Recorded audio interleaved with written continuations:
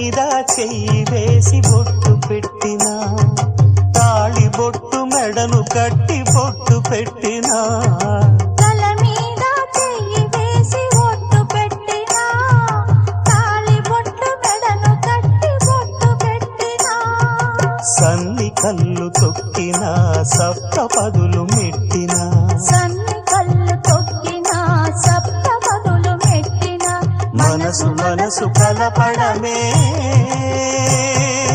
మంత్రం పరమార్థం. శ్రీరస్తు శుభమస్తు, శ్రీరస్తు శుభమస్తు. శ్రీకారం చుట్టుకుంది పెళ్లి పుస్తకం, ఇక ఆకారం దాచుతుంది కొత్త జీవితం.